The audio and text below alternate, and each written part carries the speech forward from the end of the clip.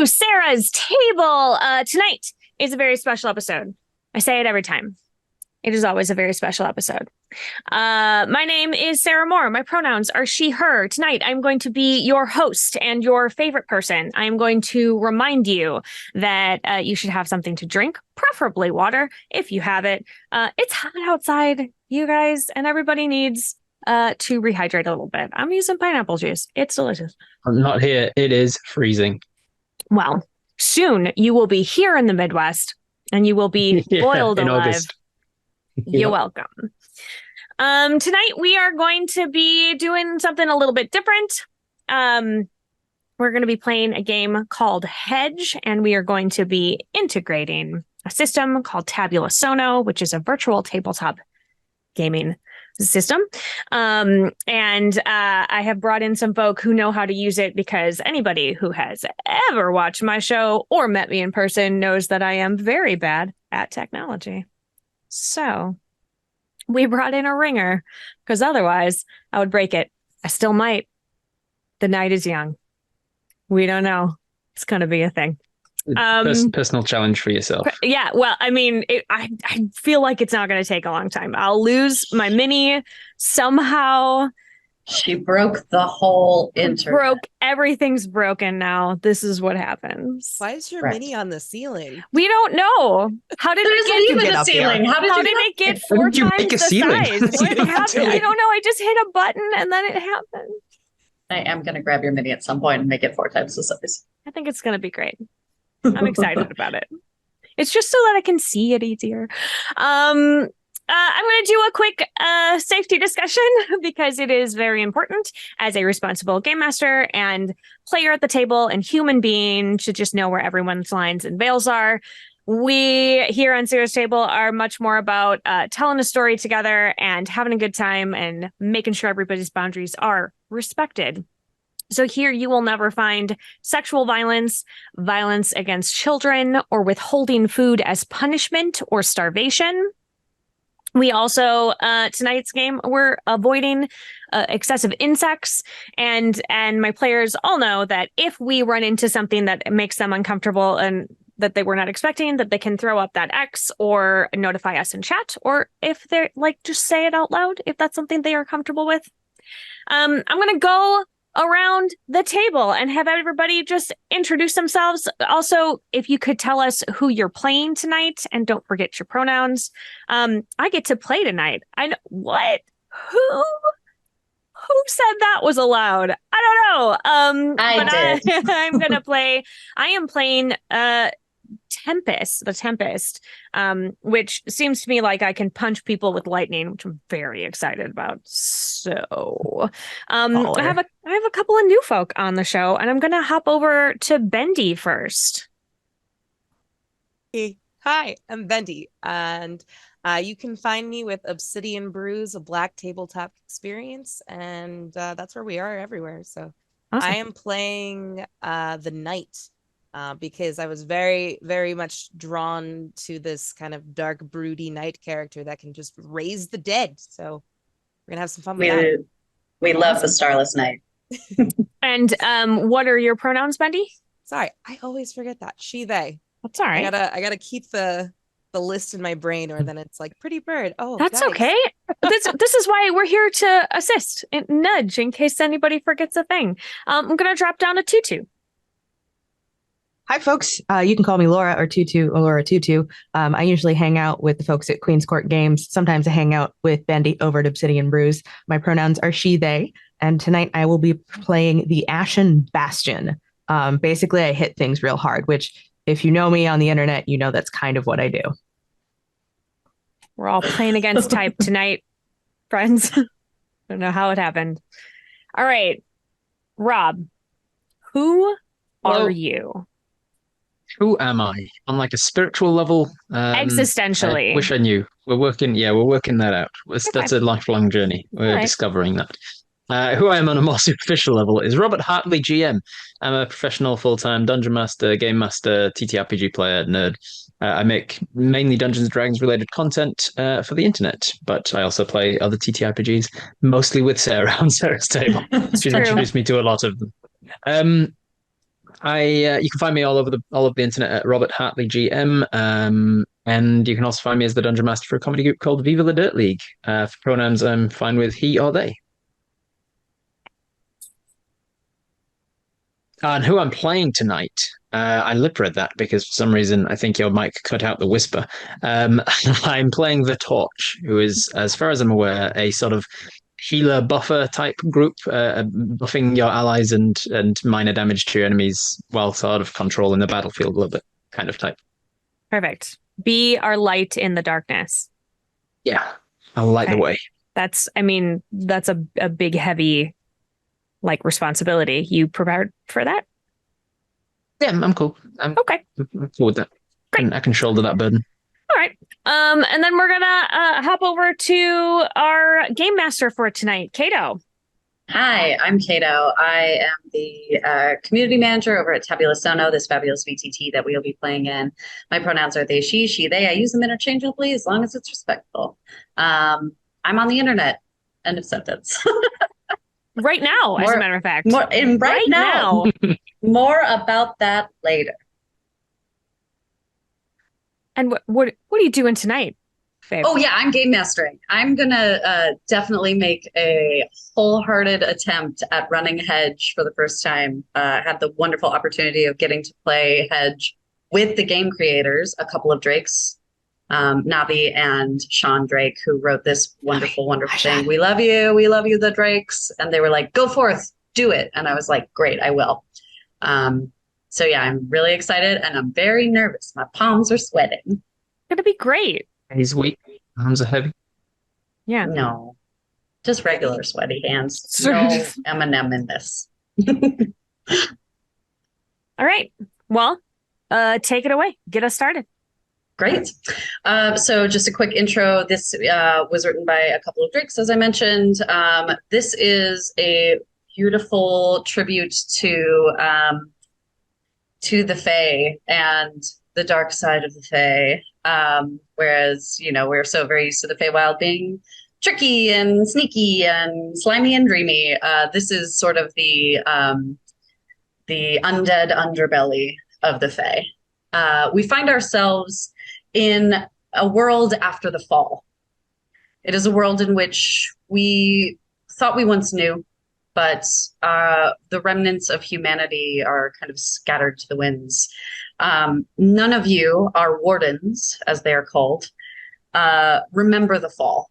That was so far before your time, before you were born, that the life that you know as this sort of protectors of the realm has been your entire life, and it is your mission, oh wonderful wardens, to protect this realm from the encroaching Fae.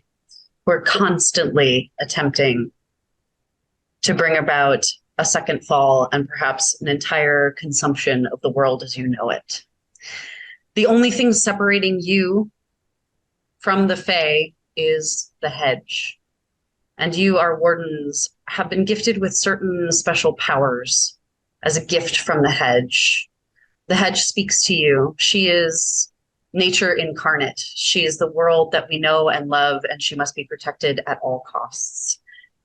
And every time that she calls to you, you hear, my darlings, my cure, stop at nothing.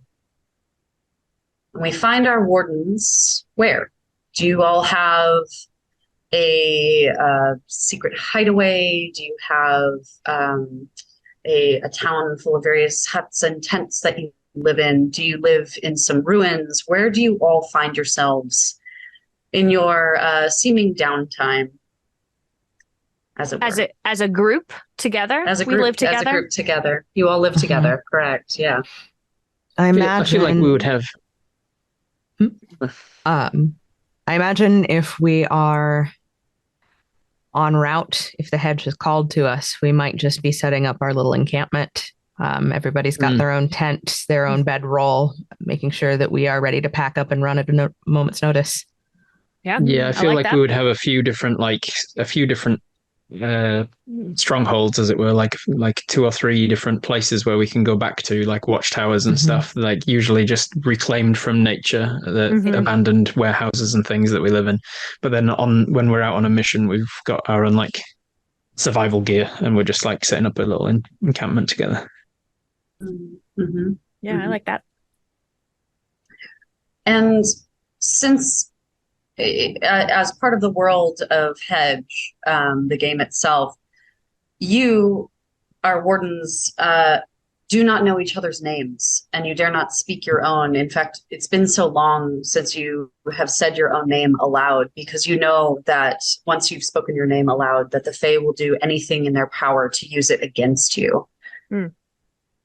Do you have things that you call each other? Do you merely refer to each other as your role in this?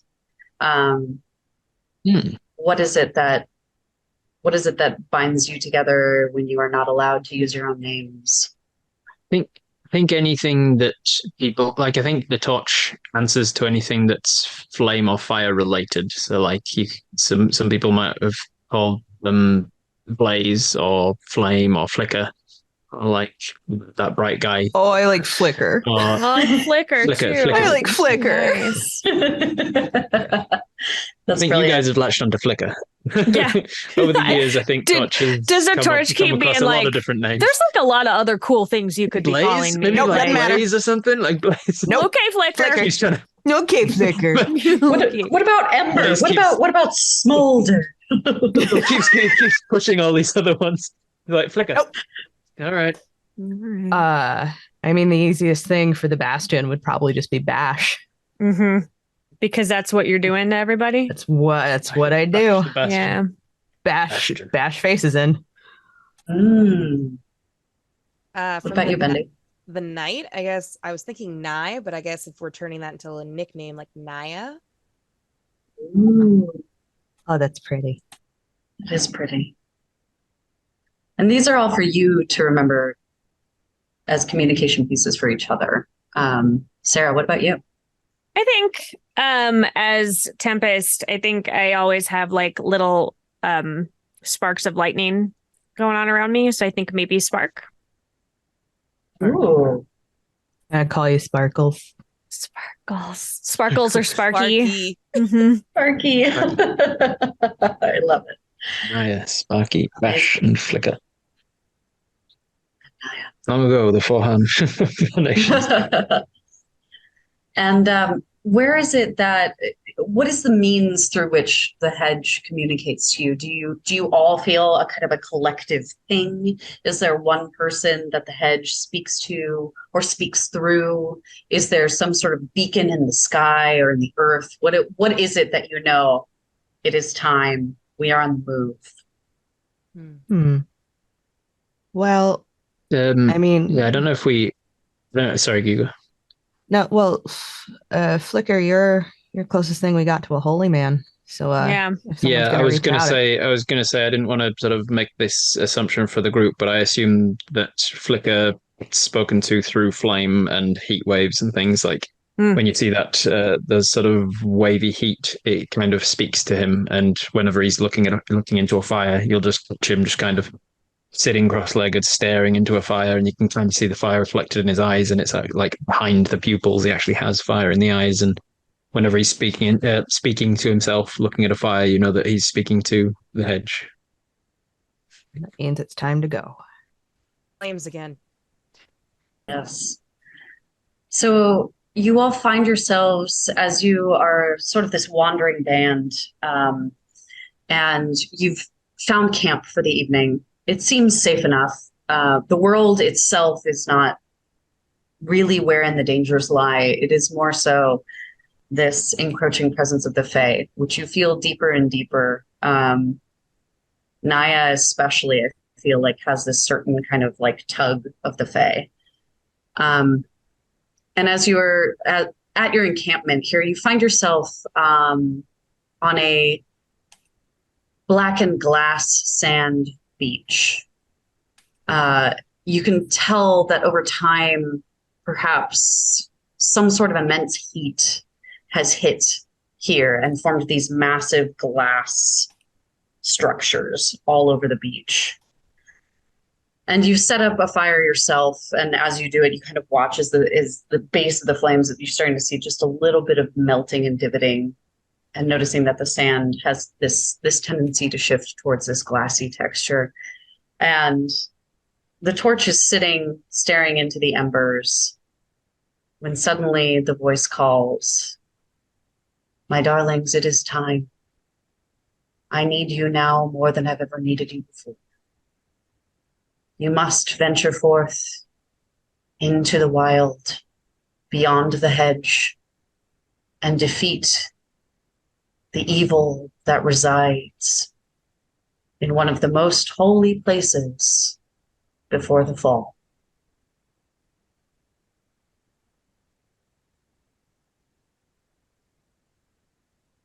Flick. Friends, come. I have a message. Oh, here we I go think again. Flicker is like a real beanpole of a guy. I think he's like really tall and lanky and just kind of wispy sort of a guy. Um, he's got a little bit of might to him just by nature of like the physics of having long levers as arms, essentially. Like if he's grabbing something, he's just so long limbed that he can just like he can exert a bit of might behind him, but he's not really got any He's a muscle to him. noodle. He's a noodle, yeah. He's a big old beanpole of a guy. Um, and he has this sort of like a higher voice and this kind of wiry kind of look about him at all times. He's a little bit flickery of nature as well. A bit flitty in his attention span and stuff. But he calls you over and explains, we've been called. We need to go beyond the hedge this time. One of the holiest places before the fall has a great evil residing in it. We need to eradicate. More things change, the more they stay the same. Always up for eradicating evil, aren't you, Bash? Oh, of course I am, Sugar. Bash will step up. Just an absolute mountain of a woman, 6'8" if she's an inch. Huge, broad shoulders, powerful arms, powerful legs, powerful torso. But it's the functional muscle. It's not like a bodybuilder's. It's not lean and cut. It's Country strong. Country strong. That's it. At some point, like maybe before the fall, when Bash had a name of her own, it could be that was what she did. She was throwing hay bales into the back of a wagon. But she slings her great axe over her shoulder and looks to the others. Well, you two ready to party? Sparky's tiny. Like she's just like a little wisp of a thing. And it is never quite still, like crackling with energy all the time. And she doesn't really talk much. So she comes over and like kind of does a little excited hand gesture, and between her fingers, it's just like a bunch of like lightning that goes between them, and like she like her hair kind of stands up a little. Yeah. Been a while, hasn't it, Sparky? Yeah. She just like dances around, and then she gestures. She's been off to the side of the camp for a while you all have been sitting around, and she comes back over and she's like made you little glass sculptures that she like struck with little tiny lightning into the sand, and so she like and she hands them all out to you. Thank you, Sugar. No. Put it in my little So you probably have thousands of them from her. Yeah. And I treasure each and every one of them. Yes, thank you. Just like those little glass animals that you like Menagerie. put them in a little the true glass menagerie of it all. I think Naya has been like sharpening her blade, and only stops when you come over to hand her glass animal, and she just looks at it and then has a pouch that's just full of them, and she like gently places it inside and nods, and it's like, so it is time, so it must be done. And as you stand, having received this gift, and kind of dust the black sands off of your legs, and you look out. If you pop over to Tabula Sono, if you don't have that window open already, if you look out, you notice this large body of water. However, you can see that there is a shoreline on the other side. It appears that this is a large river. Whereas, for those of us in the Midwest, when you look at Lake Michigan and think that must be an ocean, you can see a little bit of the other side of it. And as you approach, flicker our torch, you get your eyes go fiery once more, and you freeze in place, and you hear, "They've come." And before you appear several figures. That is more than several. I'm just gonna. It's more than that's a lot. That's a handful. That's at least a handful. That is the right amount.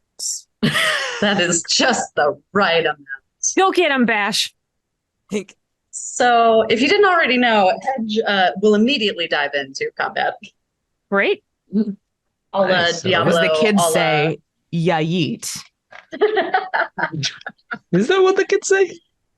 I don't know. I'm 35. I've heard kids say that, I'm sure, somewhere. We're going to dive right into the action Sensation of all of this. The wardens always go first. It does not necessarily matter which order we go in. Feeling when you're feeling called to it, that would be when you go. That turn order can also change when we circle back around, but you all go first before these fey creatures appear. You see before you these floating orbs in various colors. They're particularly you're noticing various shades of blue, bright cyan, deep cobalt. They kind of light, and they glow like a firefly. They like flash on and then dissipate, and then they shift and flash on again. Additionally, you see shadowy figures moving along the shoreline here. I've pinged it on the board. These shadowy figures that look human-like, but incorporeal in a way. And rising. Kato, there are 5 orb-like minis on the board, so I want 5 different shades of blue. Go. Oh, you got it. Full blaze. That's what Tabula's for. That's what you gave us cyan and cobalt, right? I heard cerulean. Did I hear cerulean? Did I make that up? I said I think you made that up. Cornflower. Cornflower is good. Look at this. Look at this spectrum of color I'm pulling up here. Look at this. There you go. I would like to point out, this is a reminder that I am colorblind to blue. So, oh no! Oh, wonderful. Oh no! Is this terrible? Oh no! I'm gonna hit the blue. I'm gonna hit the blue one. It's okay. Sparky, if you hit that blue one, then I'll hit the blue one. Just tell me to hit the blue one. I got it. No, it's truly. Do you want me to change colors? I'm totally fine doing that. No, it's okay. They all look. I see 2 that look green, and the other 3 look the same color. I see only 2 different colors on the board right now, and that's okay. That's okay. That's pretty close to what's happening. Yeah. That's actually pretty much what it looks like. Yeah. Okay. Cool. Yes. Then it's. This is extra funny. This is extra funny because, I love that you were able to do that on Tabula Sono, but I was actually just teasing you about just describing, just naming 5 different. I just wanted you to name 5 different colors of blue. Yeah. Okay. So we said cobalt, cerulean, cyan, cornflower. They're all robin's C's. egg. I There don't you know. go. Boom. Done it. Midnight.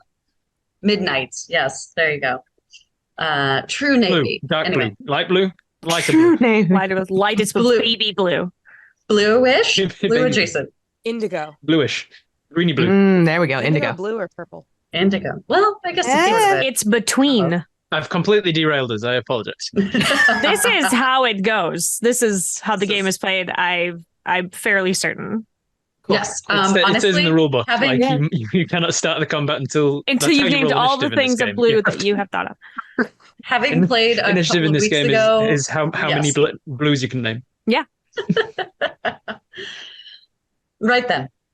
You additionally see coming out of the water itself these human creatures. They amble and they shamble and they limp and they drag their bodies towards you. And you see emanating from their chest and out of their mouth and eyes, this effervescent, bright, bioluminescent blue as they make their way towards you. Probably not good guys, right? I think Sparky is just gonna like lean over to Flicker and go like, bad. Very bad. Also wet, so lightning good. Big thumbs up. Just like a little spark. Sorry. Let's start this fight, shall we? Okay. Who's interested in going first? I've got I've got a thing that might be helpful. Okay. I think Bash rushes in always. Yeah. Always. Yeah. Always. Naya would have been somewhat a few feet behind Bash going in, and like as these things come out, she kind of flourishes her long purple cape and like kind of like tilts her head down, sword out, and it's like, Bash. Always, sugar. The great axe comes down with a flourish, and I would like to use under my powers for the Bastion something called Face Me. Yeah. So everyone hears Bash just scream, and it's this bellow of fury and rage and loss and bloodlust.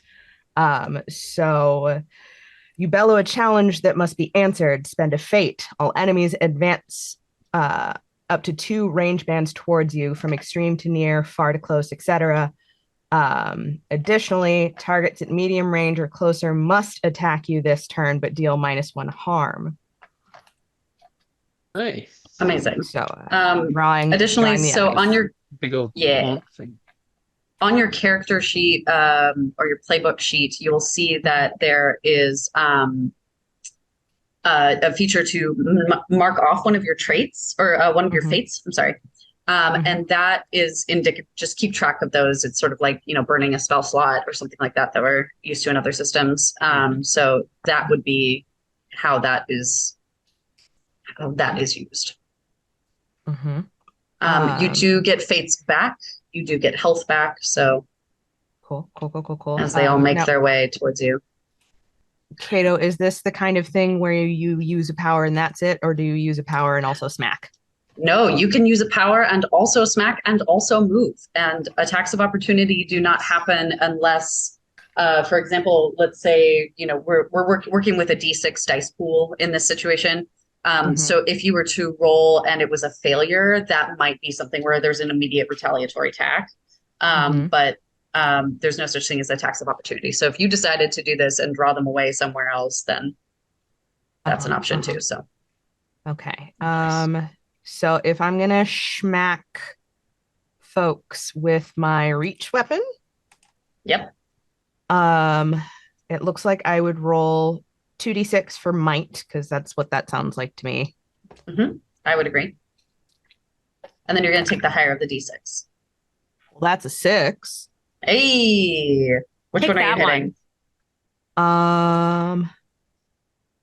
That's the little blue guy right in front of me here. How do you double click the thing? There we go. That guy. Thwack. As you heck and thwack. You rear back with your great axe and you slice through it, and you see the light just and disappear entirely.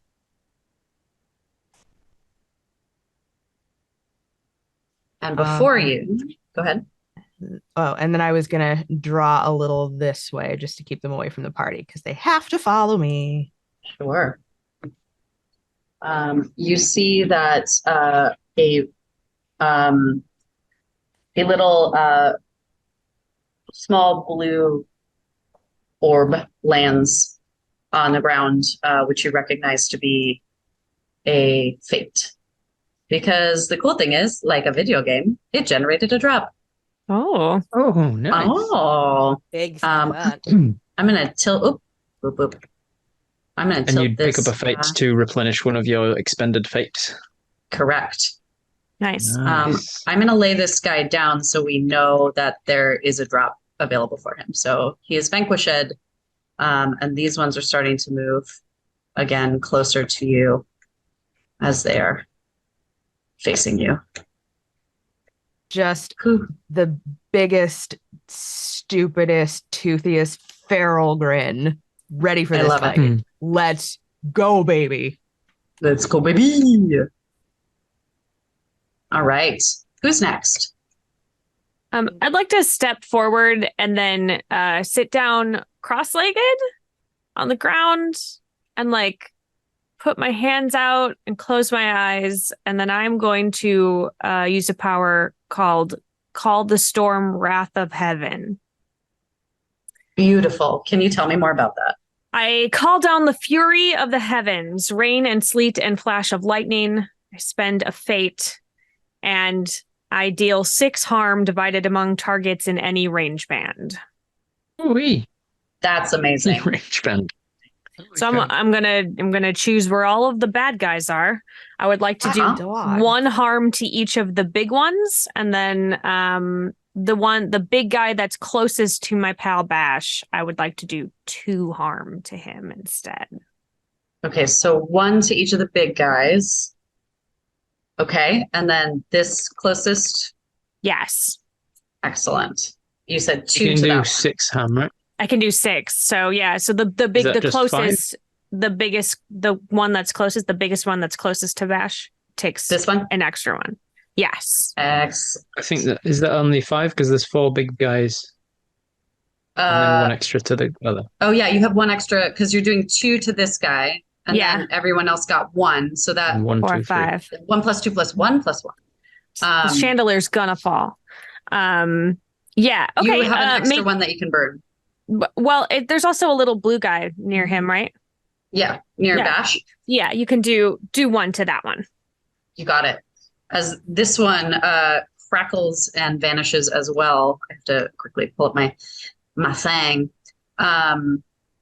This one crackles and vanishes here, and you see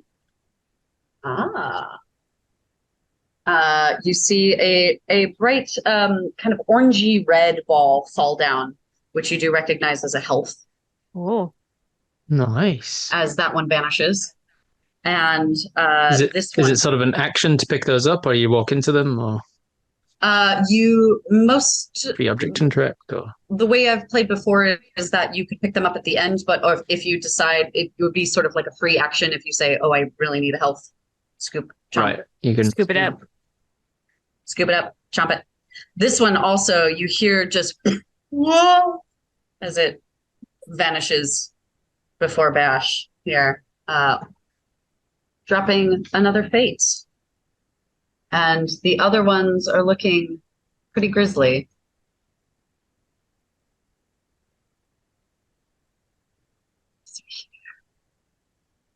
All right. And that one was the one that just sort of disappeared was like one of those shadowy wisps of a humanoid, right? Yes, one of those shades of sorts. Yes. So I could also throw a throwing star, yeah? Correct. You absolutely could.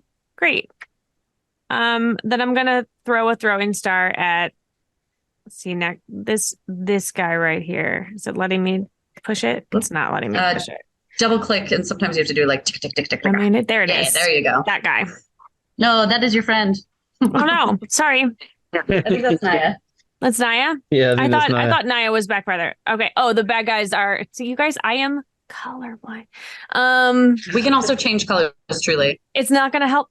That one, I guess, that's a bad guy. Yes. Yeah, he's one of the taller bad guys. That's why I was like, no, I'm looking at these amount of bad guys. And like, there's one. I see. There's not. Sure. Okay, so I'm gonna throw that throw-in star Your feature is many and ranged. Is that what that is? Many and electric. Oh, cool. So you dump some electricity into it. Love it. Yeah, and it deals +1 harm when it tries to act on its next GM turn. Like it Excellent.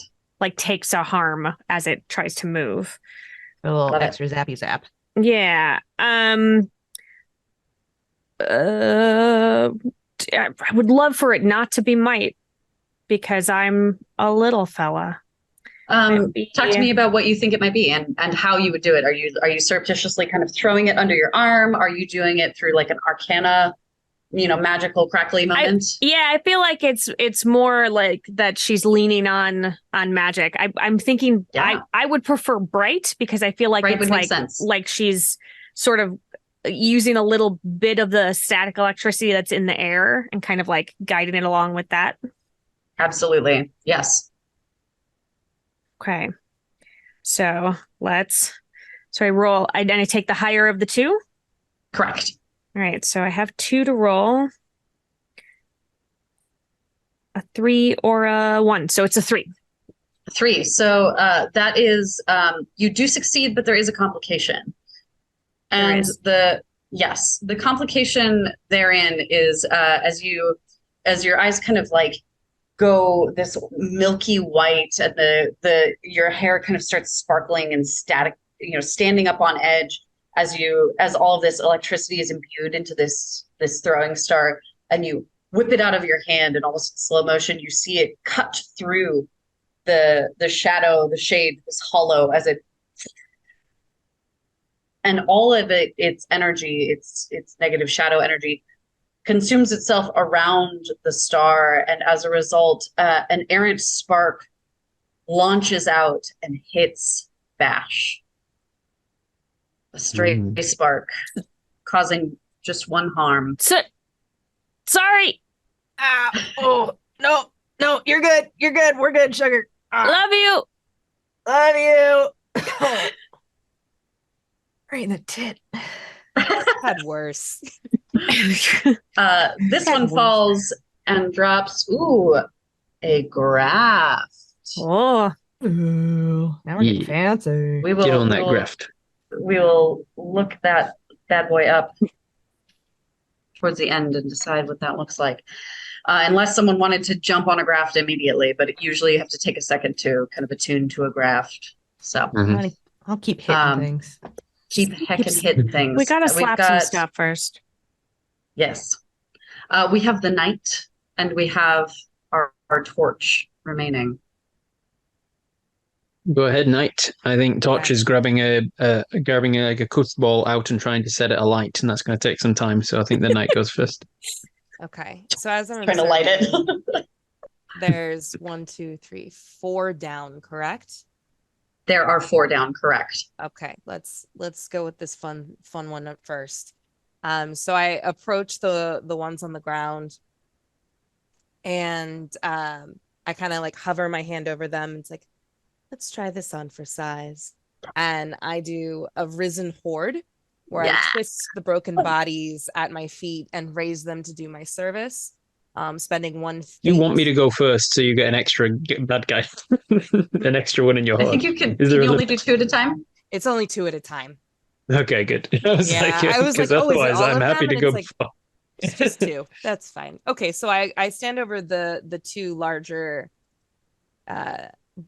foes, and I do a risen horde, and then can I add that funeral pyre to it? Is that that's an additional cost, or is it just additional? For this one, normally we would have some sort of advancement that you would get that eventually. For this one, I'm letting it be something that you can absolutely have. Amazing. One shot. Thank you, DM. Thralls deal two harm, have 1 health, and they will explode when their health is reduced to 0. Enemies near or close take 4 harm. Whoa. Dope. That is gnarly. It is very gnarly, very warlocky. Before the end of that, as they're rising, I'm going to approach, I guess, this one right in front of me who's between the 2 of them. Mm-hmm. Click. Okay, it's not clicking, but either way. this guy. Yes. And I'm gonna use my venomous armor piercing sword. Whoa. I live for that. Okay, and then I'm just gonna rear back and stab straight down into it, delivering the venomous. Oh wait, I gotta roll first, obviously, right? Correct. Yes. Okay. I've also assigned those two thralls to you, so you can move them yourself. I love that. And they will act on your turn. So they act on my turn? They will act on your turn. Oh, so I get to do their fun stuff next? Correct. Oh, that's awesome. Knight. Me. That's what I should have gone with, but that's okay. All right, so it's 2 dice. Take the lesser. That is both are 4s. Both are 4s. So you do manage to kind of whip your blade around and just drive it down through it, and it just kind of sparkles and just explodes outward. And you do have this sort of bioluminescent splatter across your legs that may come into play later. Okay. You look pretty. Why, thank you. And like, I don't really do anything. I'm like, I just kind of like ignore it. And yeah, I'll take it. And then the other 2 now I can maneuver around. Yes. Correct. Okay. So then I'm gonna have them turn on this one over here, and this one turn on this one over here. Excellent. Both greens. Both of those. So did you say they take an action and then they explode for 4 damage? If they lose their health, yes. Yeah, if they so they just drop around until they die and then they explode. Wow. Correct. And I want them to swarm with claws and teeth. Excellent, which is an automatic success because they are swarming. Okay. And you said that they deal 1 or 2 damage? 2 damage. 2 harm. 2 harm. Woof. As can you describe to me how they swarm these crackle ghasts and what they do? Okay. So as they are they like floating? They look like they're floating, or are they like shambling on the ground? I would say I would leave that up to whatever flavor you would like to imbue it with, because last time I played the knight, I turned them into vampire thralls, which was very fun. So I would say use it as a descriptor of how you would like it. So as they rise up from the ground, their bones kind of reconnect together and like jaws rehinge, and they like kind of like growl as they're ready to attack, but they realize then it's like I start to take control. So they turn around and they start lumbering towards the other 2 and just engulf them in a flurry of claws and munching and crashing. Words are hard. Crunching. And as that happens, I turn to look back at Spark and or Sparky, and I say, "How's that for pretty?" So pretty. Just beautiful. Like a wide toothy grin. I love it. Amazing. Is that anything else that you would like to do on this? No, I'm gonna remain exactly where I am and see what happens. Excellent. Torch. What's going on in Torch's life? Still alive. We have 2 of the orbs and the 2 that shambled out of the water. Yes, the 2 will-o-wisps and the 2 crackle ghasts are still alive. Cool. Crackle ghasts. That's cool. The powers on our sheet. If I've taken one, but then I've done the upgrade version of it, does the upgrade replace the one, or does it? Can I use either option? You can use either. I've taken Arise Light. I can choose Arise Light without Fear No Darkness. Okay, cool. Yes. I'm going to take I'm going to spend a fate to use Arise Light. You channel a wave of light which knits flesh and bone and burns the unclean. You can either heal or deal 3 harm, divided as you please among targets. So Bastion's taken a harm, right? Correct. But in this system, at the end of every encounter combat, everybody heals 1 harm and 1 fate. Is that right? Correct. So until we've taken more than 1 harm, it's not really a concern about healing yet. So I'll just make it all as harming. So as Torch grabs out of their pocket this like cute little ball, kind of softball sized, and it's like a cush ball stress toy that they're often squeezing with their sort of flitty kind of flickery nature. They pick it out, and it's soaked in it's pre-soaked in like a lighter fluid situation, and they hold it out in front of them looking for the light. And then there was always a spot within like a meter of them. They just have to find it. So you just kind of see them as if they're trying to get a radio signal from this cush ball, and eventually they find it. Eventually they find it, and it looks to anyone watching like a magnifying glass on a like burning leaves or anthills or whatever, and they kind of lower it and raise it through the light until the magnifying glass kind of focuses down onto that perfect little spot, and then they just hold it there for a second until it suddenly lights up a flame in their hand. But it seems to anyone watching like the flame is a little darker than it should be, because they're taking some of the light from that flame, and then they are using that to sort of blind and burn the enemies. They're going to divide the 3 harm among let's see, we've got 2 of the orbs, so we'll go 1 on each of those orbs and 1 on the closest crackling bastion. All right, the crab walking one, or the let's go with the other one. The other one. Excellent. As you unleash this sort of radiant light that just pierces through, you take out the remaining will-o-wisps, and you see as the crackle gas that has been swarmed with teeth and claws, you just see it shred. And as it's shredding, you're noticing, instead of like a blood or whatever substance you imagined would come out of this body, you're seeing just these rips of light, of glowing light, and what would be that sort of bodily fluid instead is just pouring out like liquid light as it crumples to the ground, and you see the kind of bioluminescence in its chest just flicker out and dissipate. Awesome. Wonderful. All right. Well, yep, I will accept. That is my arise light power, and then I can also make an attack, correct? Correct, you can. So then I take that flame. It's a flaming cush ball. I've taken the thrown. I've got thrown and flaming. So I don't have the many feature, which I just realized, which means it's just the one. So I have to pick it up after. Go back and get it. Attack. Yeah, I have to run over and get it.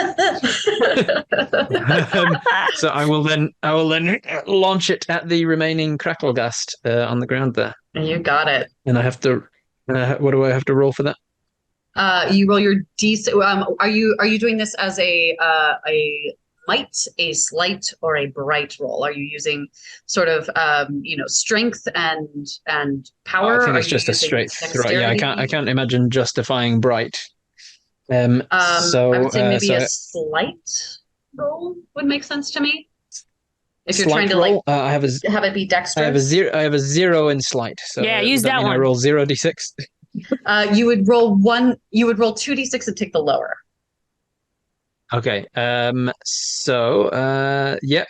I can't justify might, I will make it slight, and I will take 2d6. You could make it be might, I think. Don't you think? I mean, if you're like, he's got lanky lever arms. Yeah, lanky. Like the way I'm imagining it in my head is kind of like it goes into like an anime scene of like somebody like throwing a Pokeball out, and it's just over the top, kind of swirly long. Cricket bowling kind of arms, and he's just throwing it as hard as he can. I love it. And it spins out, and you can see the lighter fluid kind of spinning off of it as it spins. He's our little weirdo. Can I make it might? Yeah. Let's make it might. Go ahead and roll me your might. All right, doesn't matter. That's a 2. Yay, Rob's roll. Do you have 1 might, or do you have 2 might? I have 1 in might.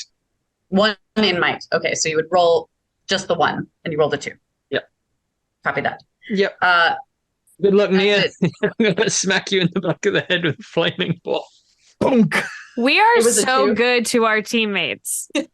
You are doing super great to your teammates. What's a little collateral damage among friends? Exactly. So a 2 is considered a failure. So as you have launched this ball anime into style, the water. you cast it into the water, and you hear it go and sink in there, and now you would have to go into the water to retrieve it. Yeah, I'm gonna have to get that back. It looks cool though. It did look It really looked amazing. cool. You It looked looked great super doing cool. it. A And for then effort. camera sort of zooms out of that anime mode and just back into regular mode as it goes. It's the split. Excellent. And here we are with this one remaining creature. It is the GM's turn, which we almost got them all. If I'd have You almost got them we would have all, taken them all out before which they is got to act. so funny because I was anticipating, oh yeah, yes, definitely. It'll be a thing. And then I was like, oh, Hit me! hit me, Rachel. During the whole of the rest of the combat, Bash was like, "No, stop! I want to fight it. Stop it! Nobody hit them." All right, okay, all right. You know what? I got that one. Leave Bash is like calling them. Leave Oh me my alone. This one's mine. gosh. Okay, that one's mine. What? Dibs. Just kidding. I call dibs. The one remaining Cracklegast, who is standing here near Naya, having been swarmed, makes her way over to you, and is going to she appears just in front of you, and it is this hideous thing, as this upside down, what you believe to be formerly a young woman, and she has this radiant light kind of seeping through, and it's almost as if the light has become her central nervous system. You're just kind of seeing these pulsing veins and nerves in this bioluminescence. She is going to make a move on you, as we call it, make a move. And she is going to make moves on you. Yeah. Now is not the time. She reaches out upside down and she extends one finger towards you, Knight, and taps the bioluminescent splatter that appeared on your legs. Oh no! And she is going I to thought that would come back. electrify you. Oh no! And you feel your leg muscles seize, and you feel the electricity all the way up your body. You are going to take one harm on that. I'll take one harm. That's fine. Just one. And considering the fact that you all done beat my baddies, takes us back to our wardens. You can remain in the same kind of initiative order if you want to live in that world for order's sake, or if people are like, wait, I have a thing that I really want to do. Listen, we gotta let Bash bash. I was gonna say, Bash got a smack. It's my job, baby. Post shock, I just kind of like, oh, Bash, Yes, dear. can you do what Coming you like there. to do best? Could I ask how does movement work in this? You say you can move like one You band can from move close to near or one something? range band. Yeah. So if you're close, or if you're medium, you can move to near. If you're near, you can move to close, considered melee range. So yeah. If I wanted to, Yeah. like with the movement on my last turn, would I have been able to move towards the water, like to get so where that were I'm you closer before? to getting my thing back? I was Where here were you before. You were there? Yeah, you can move closer. So you'd be like, you would move from, right now the water is medium away. So you are considered, So I'd you would to move near. into near, yes. Move so that it's near. Yeah, and Yes, near so you'd be is right about what, there. like this. Yeah, Cool. and then the next one Yeah, up I ran- close would be when you can. Yeah, I ran past. Actually, I would definitely keep Bash between me and bad guys at all times. So I run behind Bash to there on Very my smart. previous team. As I'm running, I just like pat Bash on the back and I'm like, go get him! Go get him, champ. Yeah, so I will stride forward once again, two-handed overhead swing, cacao, like slicing this chick in half. Go for it. Roll me your might. We're I'm gonna gonna go try to with the step out of might. the way so That's I get right. less bioluminescence. In on this me. party, we only let our friends electrocute us. Correct. Exactly. friendly fire. Game master, that's a 4. A 4. So that is a success with a complication. As you rear back with your axe and you just come down right, slicing her through the middle, you see the bioluminescence spray into the air and drops of it land on each of you. And you kind of find yourself like, ugh, covered in it. I definitely want do. to make for that water. Yep. You do vanquish her, indeed. Let me find her and knock her down so I can. There we go. How about like that? Amazing. Just drove her right into the ground. Correct. Generate a drop on that one. So excellent.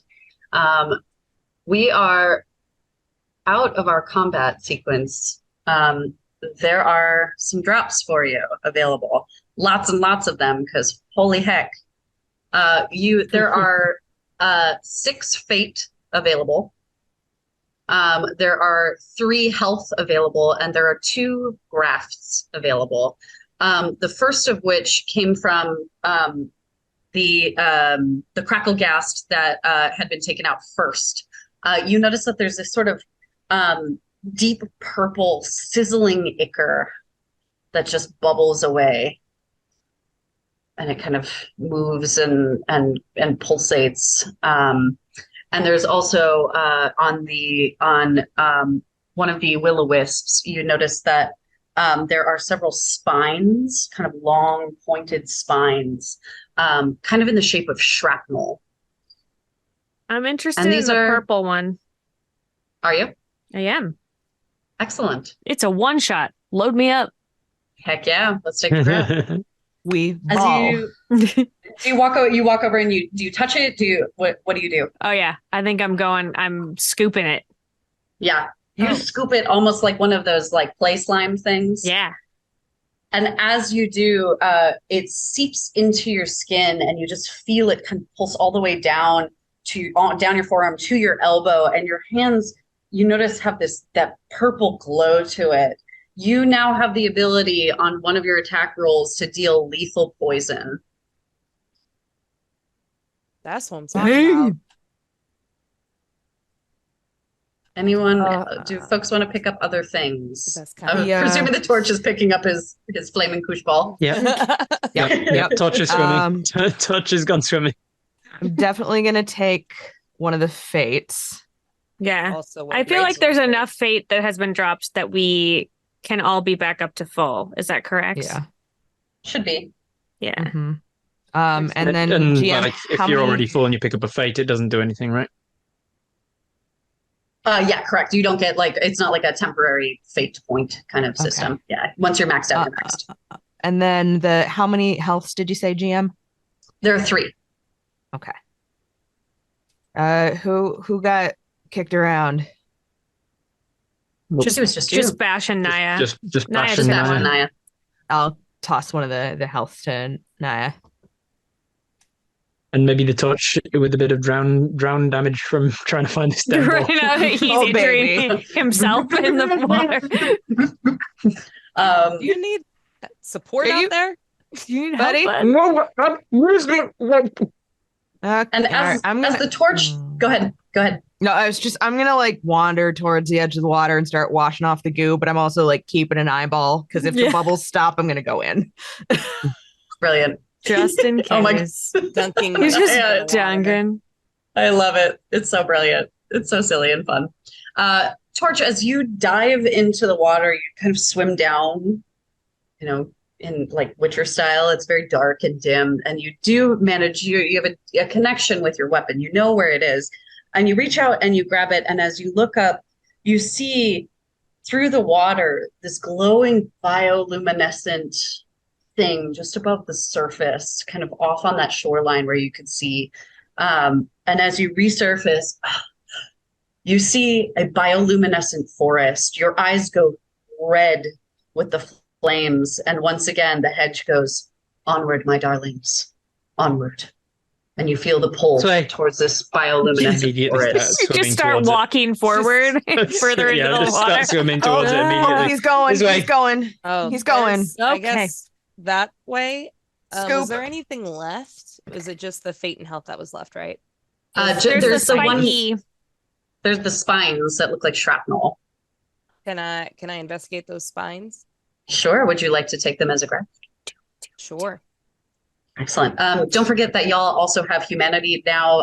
Our Tempest has 1 less humanity available to her. Nice. So our knight, as you as you pick up the spines. Is it an inverse relationship between your graft and your humanity? Like if you pick up a Correct. graft, you lose a humanity? Sure. Exactly. That's why you can only have up to 3 grafts unless you say, forget it, I'm going into a 4th, and you have a heel turn and suddenly you're a baddie. Yay.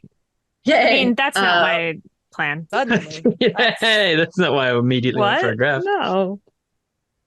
As Naya, our knight, our starless knight, as you pick up the shrapnel, you see that it kind of glitters, this like silvery refraction of the sky. And you being the starless knight in particular, it makes you feel most wistful as it takes over. And as you touch it, you go, and you feel along your spine the spikes growing out from your back, which would be a defensive. You get a +1 to your armor on this. So Nice. if something were to attack you, you have 1 armor that would be burned before you would take any damage. Fun energy. And I will Yes. remove some humanity as I grow spikes from my spine, and I kind of like I feel them. I don't have to tell anyone that this is what happened with my craft, right?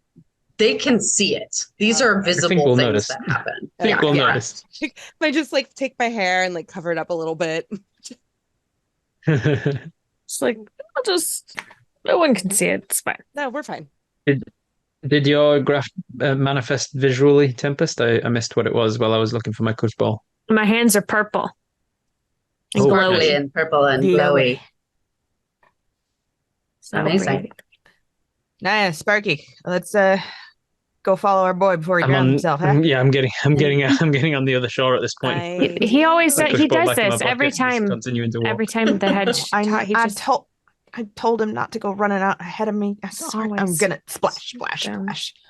And you I'm all gonna splash into the ride water. on Bash's shoulders. Oh, Yes. come on. Thank you. I just kind of follow suit, smiling to myself. Just what a lovely group. Little weirdos. Brilliant. And as you make your way out into the sea, getting closer and closer to this radiant bioluminescent light, you see the towering trees above you, and you see flitting out throughout these blue sort of fireflies. While this place is beautiful, Torch, you know in particular, this cannot be trusted as you arrive here into the radiant forest. Oh, Wow. Radiant holy heck. Wow. I want to touch it. No. And we will take a little break there. No. Knight's like, no. Yep. Yep. Excellent. Okay, great. Let's take a break. Excellent. Yeah. Okay. So come on back, and we're going to be gone for about 5-ish minutes, everybody. So this is a perfect time for you at home to refill your drinks and your snacks. Normally I try to theme it to whatever game we are playing. So I guess drink some glowing purple ichor. Glowing things. Yeah, you have to. Yeah, drink has to be a glowing. bioluminescent for sure. I don't know what that's going to be, but algae. A bioluminescent. Algae. Yeah, there you go. Algae. yeah. All right, bioluminescent break, everybody. See you back in 5 minutes.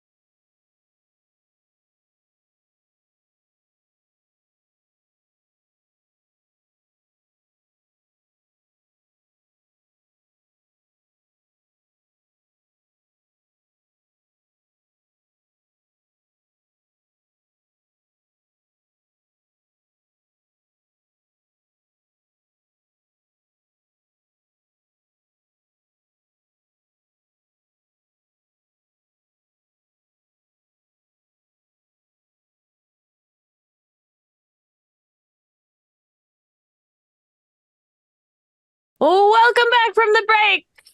Pew, pew, pew. I ate ice cream. I feel great. Let's go kill some Fae things. Pew, pew. Yeah. Shows your tongue.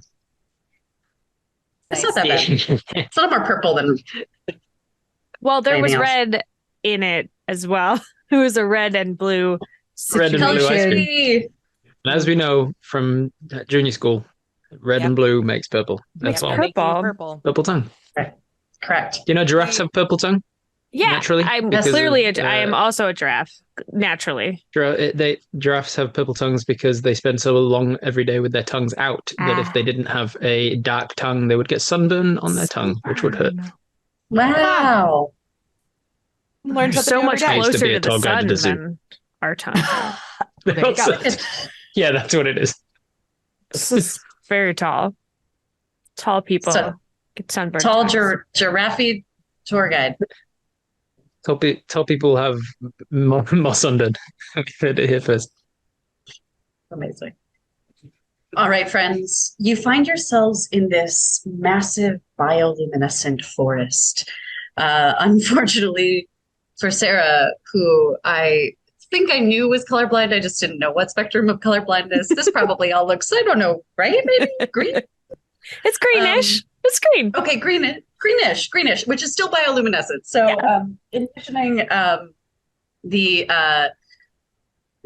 kind of flitting like bright blue specks of light. You're surrounded by these massive trees that just emanate their leaves themselves, just kind of this pulsing, radiant glow.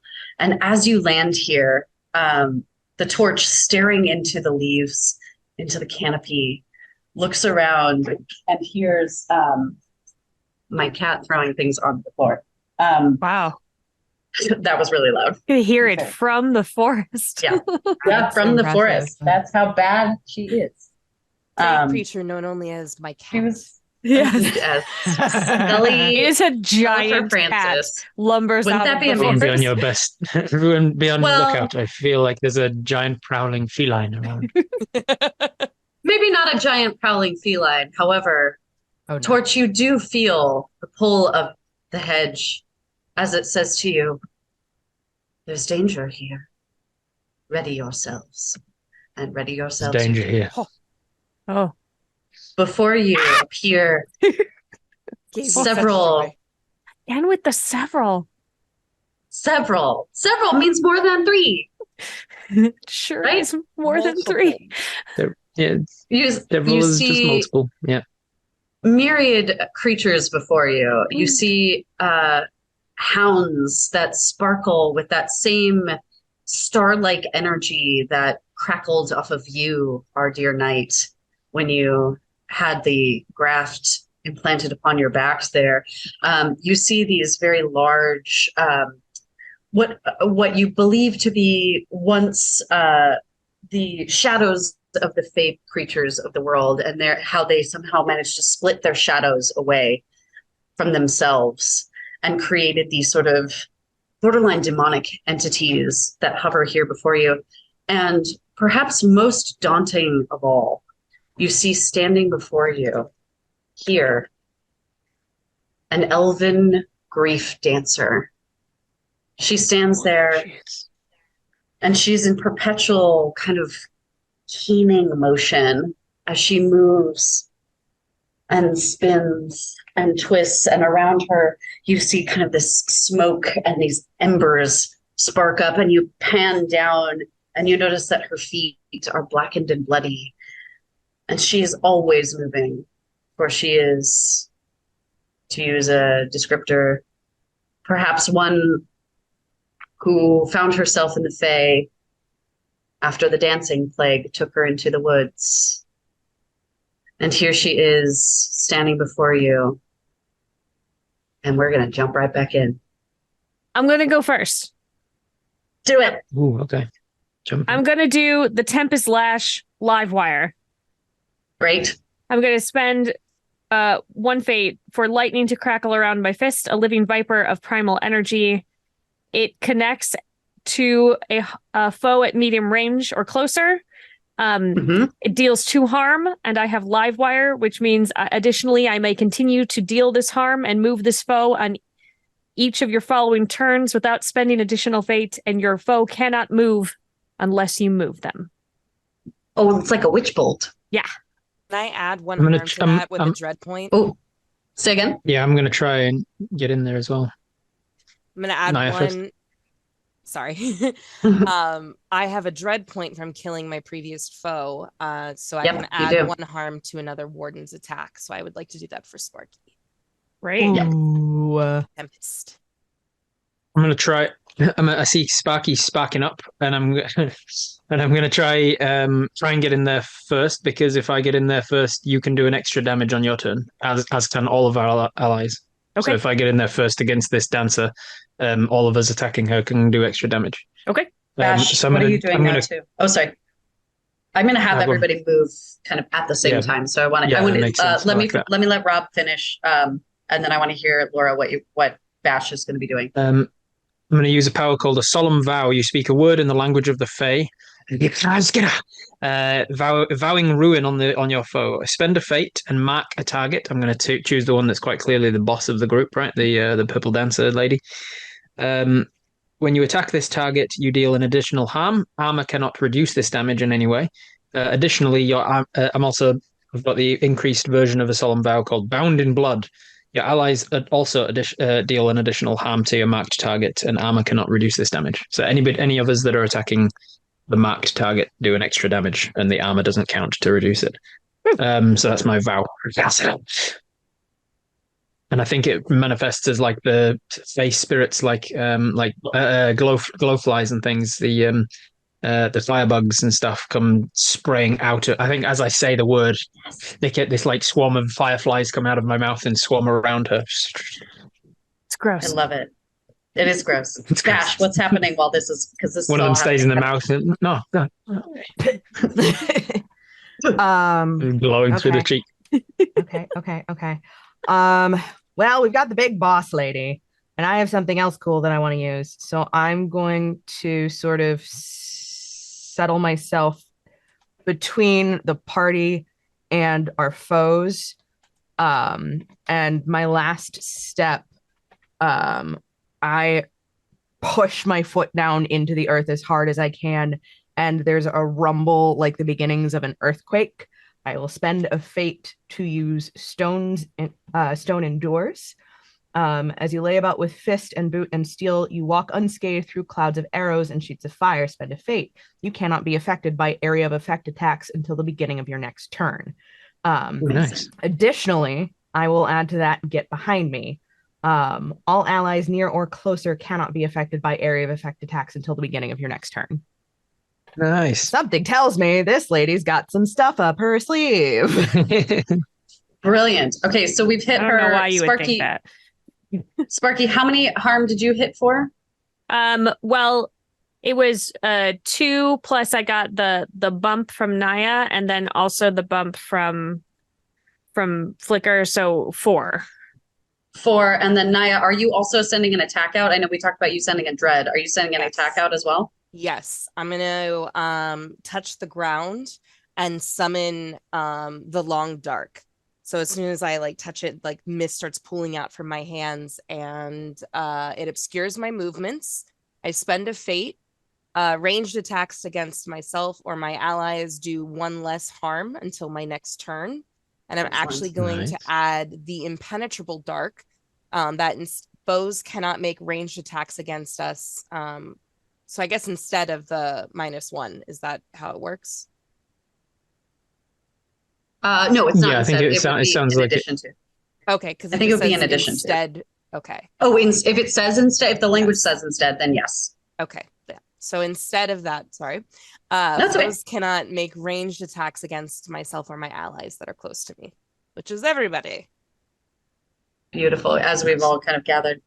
So that's 4 harm total from Sparky. Mm-hmm. And then Rob, you had dealt how many points of damage and then imbued other points of damage as well? So I just did my power, which doesn't imbue any damage, but anytime that we attack her, she's marked and takes an additional damage. Yeah, Copy I that. don't think the rest of us have attacked yet. Yeah, we just did our Yeah, we didn't do powers. the attacks, just the powers. Yeah. Just Sparks. Just Sparks McGee over here. Yeah. Just sparkles. Yeah, no, I mean, that was also only my power. I didn't attack either. Yeah, but you done something. I did something. Oh, As you see her kind of dancing and swirling, and you see this electrical bolt connect dead center of her chest, and you just see her like stiffen and her hands tighten, and you see shooting out, instead of what you would imagine like smoke or sparks of any kind, you see those fireflies flying out of her as she kind of disseminates, and you hear rumbling in your ears, in your heart, deep in your soul. You hear, "You're mine." Oh. As the forest around you swirls and vanishes, you're tumbling through darkness. You fall seemingly endlessly, continuing until you land far, far into the forest and behold the crumbling ruins of an ancient church before you. You stand in the entryway. You hear the echo of the hedge begging, pleading with you. "Please, my darlings, take heart. Lose not your fate at this time." The church doors swing open. And you step inside for a final boss battle. I'm going to attempt to move you all over there. Let us go. Dun, dun, dun, All right, dun. I spent one fate. Okay, but When we land here, I so- would like to turn to my companions and go, "Oh, sorry." I feel like I think it's okay. I'm sorry. I might. what? I think this is what we're here for. Oh, I think you're then right. I do You're believe welcome. this I think is you no expedited your it. fault. oh, cool. Yeah. I will. Expedite is getting I'll to say, the heart of the problem. I will say that all of the effects that you implemented, with the exception of the attack that dispatched the grief dancer, that those effects would carry over as we are still in the midst of Like the danger. same fight. Yes, correct. Rad. So- Okay, I'm Also, dropping can everybody we in. appreciate this. Like, look at the setup. Y'all, look at the Love it. setup. It's so cool. Look at this. I love it. Brilliant. Go ahead and grab your figgies and Oh. go into the church because I said so. Go. No, won't let me do it again. There we go. I always have to try like 2 or 3 times before it lets me move it. Yes, sometimes I have to try a couple times to ping. I think it's also my mouse is not the best. So, So it ends in a church. Hello, So it church. as you find yourself here and you walk through these tiled halls, this last remnant in the wildlands of what was once a civilization, a place of respite, you find rot and decay and detritus everywhere as your boots fall on the ground. And standing before you at the altar, you see a massive looming figure.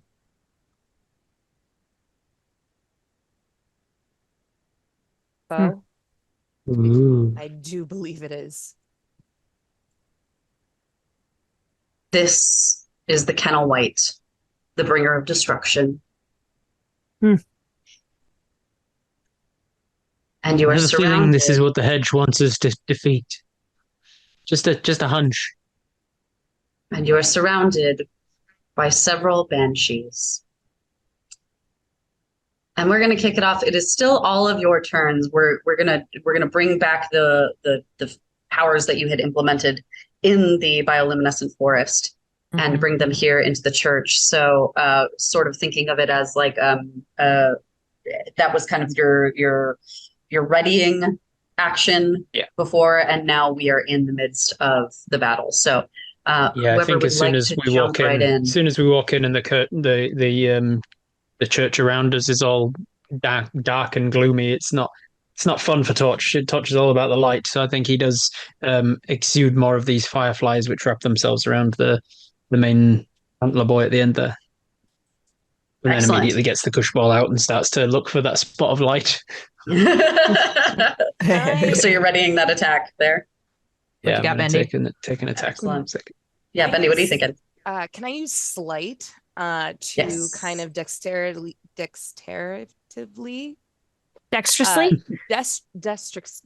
Yeah, that word. Politely. Sometimes I know word good. Words are hard. Words are very hard. And I would like to flourish with my blade and try to slice the banshee that is right next to me. Go for it. Okay, with the 2, a reminder of how many d6s? So you're gonna roll 2d6 and take the higher of them. Heard. That's a 5. 5. Excellent. So this is an uncomplicated full success on that. So you dump how much harm into her? My blade has a 2 already. Then I have +2 for venom and a -1 to the armor. And you also get a buff from the torch as well. Yes. So technically it would be 5 with these are not considered armored creatures. Got it. So 5.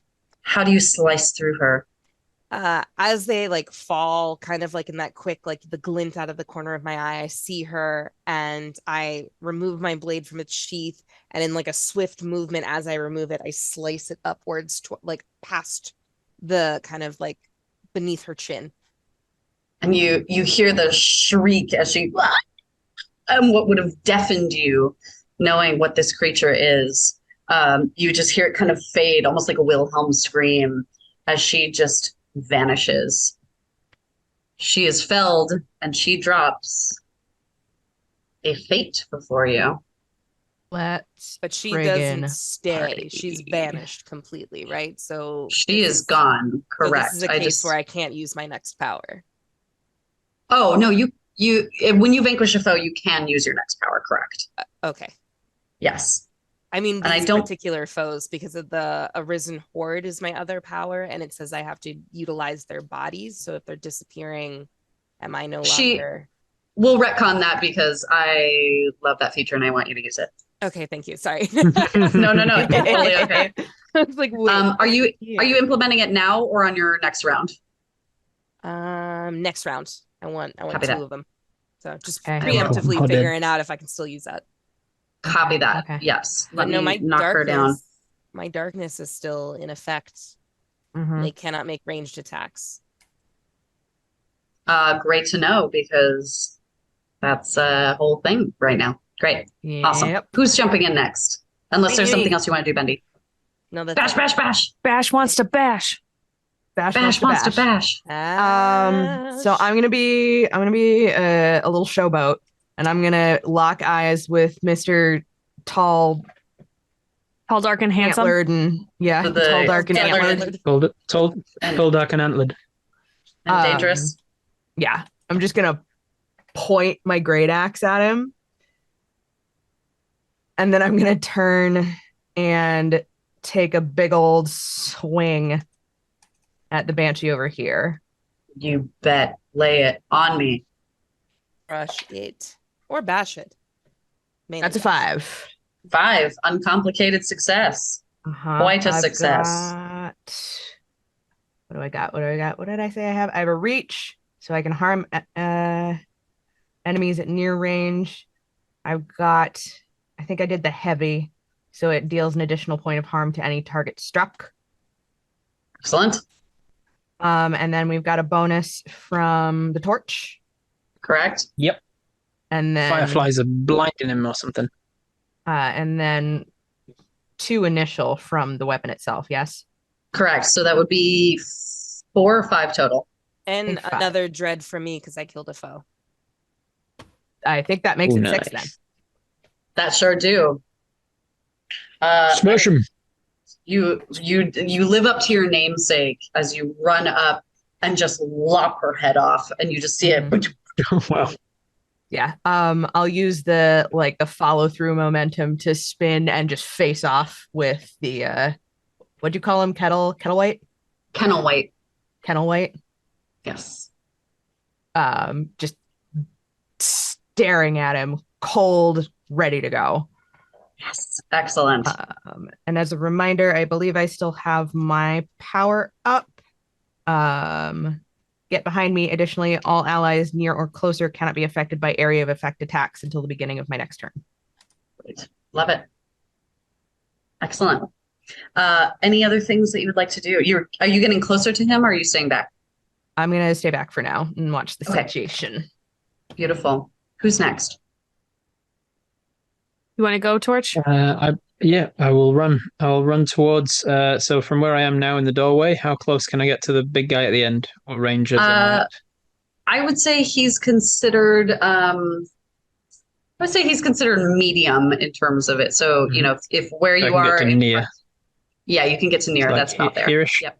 Yep. So as I'm running forwards, I've found that light, that little spot of light. I've concentrated it down. The push ball goes up. I take a big old spinning attack, but I think we see the fire from the push ball actually burns down my arm, and my entire right arm sets on fire. And I think it sticks around like that in a less humane way because I've just realized I can spend humanity to give myself an additional attack dice. So Yes, I'm going to you do can. that. I'm going to spend a humanity to give myself an attack dice on this because my might isn't so good and I don't want to miss That again. goes for everybody, by the way. You can use your humanity to do that. Also, so I'm going to I have a point of channel I can give you. Oh, nice. That gives you an What does extra that do? die on your combat roll. Nice. So that's I 4. like that. I'll take 3. One from 3. might, one from spending humanity, and one from channel. So I'll go with 3 dice, fling this flaming ball at him, and then I get an additional harm if it hits because of the solemn vow. Great. Right. So 3d6 to the highest. Is that right? Correct. I got a 1, a 4, and a 5. So 5 should be good. 5. Yes, that is a success with no complications. So it does the 2 damage from regular. It does an extra damage of burning because he's set on fire now. It does an extra damage because of my solemn vow, and I think that's it. So 4 damage. Excellent. As he is just set ablaze, the crackling kind of goes up to his antlers, and you see his antlers just this radiant crown of fire. Other things you'd like to do? I believe we were sort of tying it into the same. We did a sort of a split half round before where I used my power already. So I've used my power, my movement, and my attack. So I think I'm good. Correct. Excellent. I'm gonna move over to I haven't done my attack or my move, so I'm gonna move over to this banshee here, and I'm gonna shove one of my electric throwing stars in her mouth and then activate my lethal poison. Great.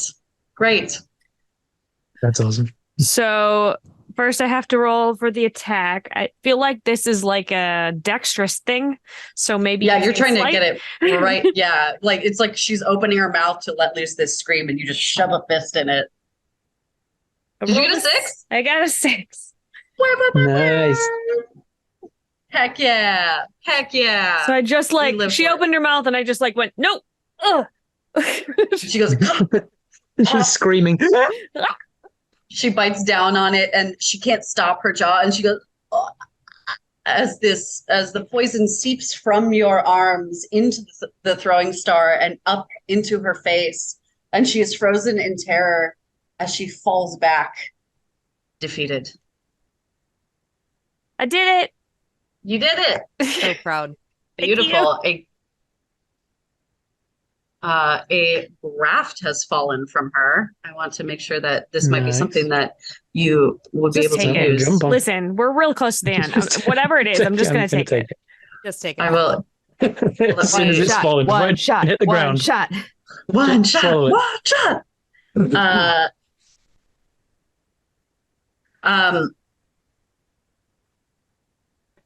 Cool. You see this glittering, that same bioluminescent color crystal that has landed. And as you pick it up, it disappears from your hand, channels up your arm and into your throat, and your throat glows this luminescent blue, and you now have the ability to do a banshee scream. Yeah. Which would deal 2 What harm. shade of blue, though? I'm going to go with the cyan again, because that cyan's living with me. Okie dokie. Excellent. Other things? Well, I had already used my power, so this is still technically that same round? Correct. Okay, yes, cool. Correct. Then I have done all of my things. Brilliant. That's all of the things, right? Excellent. I believe so. Well, we have... Oh, I have to knock this banshee down. Hold on. I got to knock her down. There we go. Excellent. I slapped her so good. You slapped her real hard. So we've got one more untouched banshee and a slightly injured flaming dude. Correct. Who are stuck in the impenetrable dark. Correct? Nice. They're still unable to attack. Oh yeah, they can't make ranged attacks at us. Correct. This one is going to move, however, right up next to you, Naya. And make an attack on you as she takes a big breath of air in I don't even flinch. and goes to scream. She deals to you 2 harm. Okay. The Kennel White, you hear his voice reverberating once again in your soul, saying, "You fools, you know not what you do." And he is going to cast his rain arrows. Did you, in terms of the bastion, cannot be affected by ranged or by area of effect things? Get behind me. Additionally, all allies near or closer cannot be affected by area of effect attacks until the beginning of my next turn. Got it. So that would mean that the torch is not affected by this, but the night and the tempest are affected. Oh no, I went too far. Correct. That's I was Said, get behind me, not stay behind me. Damn it! Get behind me and come with me. The 2 of you are going to take 3 harm as you look up, and this impenetrable darkness, you see these arrows cast down from the heavens. All good. that's guys all 5 good. harm for me. You're all Did you good. fall? You're all good. I got you. Not yet. I got 1 left. I got you. Ouch. And that is all of the ouchie guys' turns, which brings us back around to our wardens. Who's going first on this one? I'm going first then to heal my allies because I see them getting hurt and I don't like that. And I think what does it look like that hurts them? What is it? What is It's rain kind of of rain of arrows. Yeah. I think no as the arrows TPKs. strike into them, as the arrows strike into them, I think I turn back towards the bad guy and siphon off some of the light. He's still, I don't know if the burning continues or if it's a one and done thing, but the fire as it's going out, I siphon the light off of it. The heat of the fire is still there, but now it's not putting out fire. It's like now it's not putting out light. It's like a black flame. And as I siphon all of the light off, I turn and light up the arrows that are sticking out of my friends. And I'm going to use my power for a fate point called Arise Light and Fear No Darkness. Instead of the dealing 3 harm as I did last time, now it's commanding flesh and bone to knit itself anew. Each ally gains 3 health. Ooh. So I'm going to heal all of my allies around for 3 health. Hey, thanks. Brilliant. As the arrows kind of burn up, and as they burn up and kind of dissipate from the wounds, they kind of cauterize the wounds. There's also 1 additional health that had dropped from the banshee that was, not that one, this one. Got it. So there is a health available there. I will get ready to grab that. Yeah, you take it. But before I do, I wanna grab the back of the head of this banshee and drive my venomous blade straight through it. But wait, Excellent, are go you for it. dead? Torch, are you finished with your Oh yeah, Torch. Did you have another? I can do the rest of my stuff. I apologize. I've just got movement and an attack. I'm just going to run up to the guy who's on fire and attack him. So just you do your thing. Okay. Run as you do your thing. Get I'm him. near, so I can get to close. Yes. Yes, correct. Yeah. So I run up to close. I pick up the koosh ball from the ground.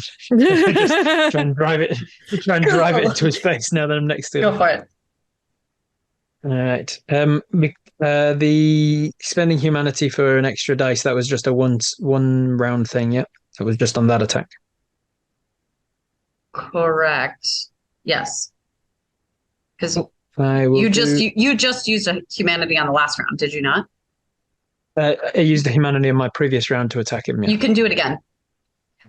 I can do it again. Ooh, okay. Rafts are the as only I pick thing up that the you can koosh only ball, use the one time.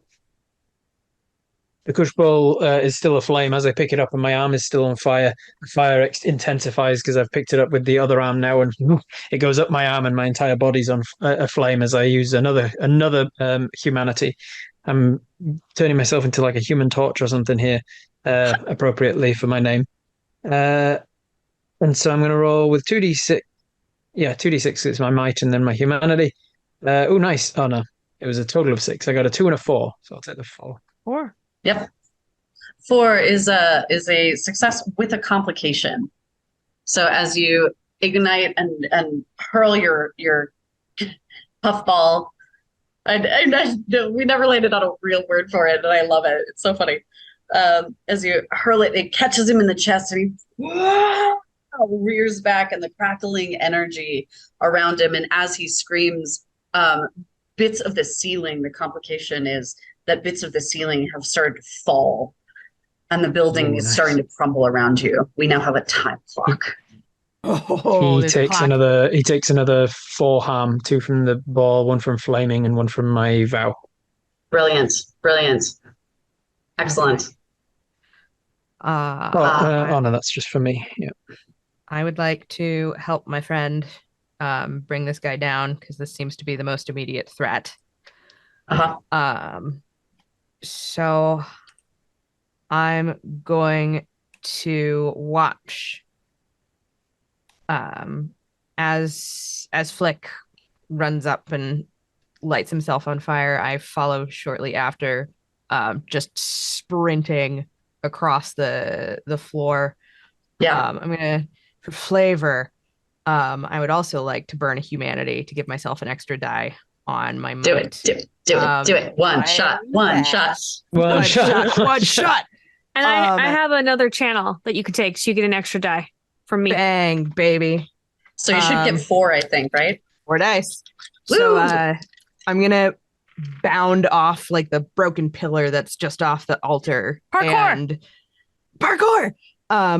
Both hands overhead. There is a scream that almost echoes through the broken chapel, as my eyes go from their usual warm brown to just flat black. Amazing. That's a 5. Hey, Yeah. absolutely hits. Uncomplicated. A full Okay. success. Okay. A rousing success. 2 from the weapon It is an itself, arousing 1 from the success. heavy. Correct. Do I have an extra from somebody else, or is that 1 and done? You get for the damage you're dealing. For the damage. The damage comes from my fireflies from me, so Okay. that's all I'm adding. Just 1 damage from the fireflies. Okay. So that's still 4 harm. 4 harm. He is looking rough, fam. As Bash lands, like 3-point landing, like these totally blacked out eyes. We've never seen Bash quite this level of rage filled. Yeah, and I'll make sure that I'm like flanking. I don't know if that's a thing. I'll call run it up, flanking. and when I'm about here, I'll unleash my Tempest Slash again, live wire. Go for it. I deal 2 harm, and continue to deal that same harm to him next turn. Uh-huh. Oh, nice. Without spending extra fate, and then he cannot move unless I move them. So he takes 2 plus 1 from Flick, so 3 harm for me. And then with my attack, can I Banshee Scream at him? Yes. Will that be an area of effect, or is it targeted? It would be targeted. Great. Then I would like to scream all up in his business. All up in his heckin' face. Yeah.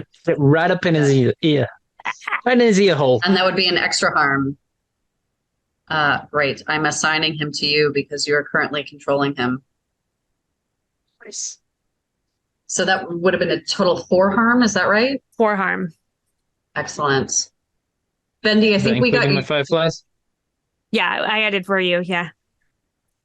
Bendy, I think we got interrupted on what you were doing with this Banshee and what your turn was. I'm sorry on that. Tell me where you're at.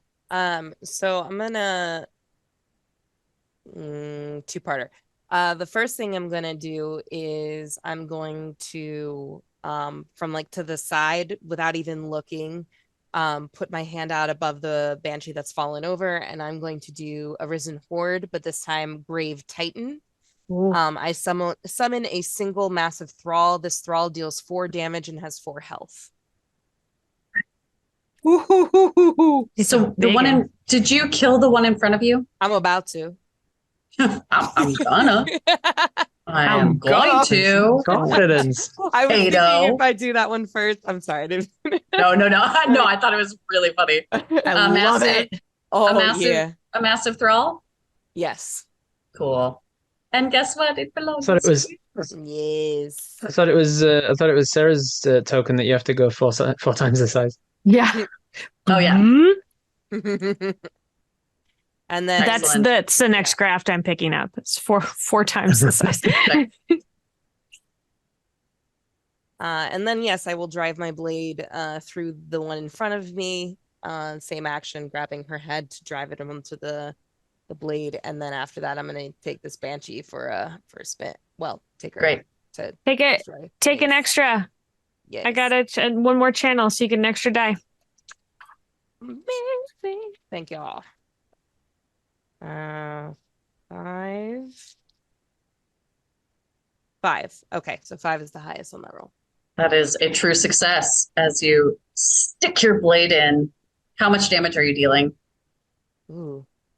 Wait. Damage. Oh, yes. 4. 4. 4 points of damage. Yes. Excellent. She's still standing, but she is not looking good. Okay. I didn't have any. Still standing, but not happy about it. Correct. Like a weekend at Lollapalooza, you're still standing, but you're not happy about it. I can relate to Yep. that. Yeah. Just want to lay down. Do you want to take this Banshee for a ride? I sure do. Go for it. So she's gonna cross the room and screaming as she runs just straight into this man. Yeah. Brilliant. This antler. And she auto deals that 4 harm, right? Yes. Brilliant. As the Touch turns and says, "Oh God, there's another one!" Just comes bounding over top of you and like climbs up on like. Yeah, it like you think it's coming for you, and it just goes up and over, like kind of skittering and Scrambles. getting into the face of this creature.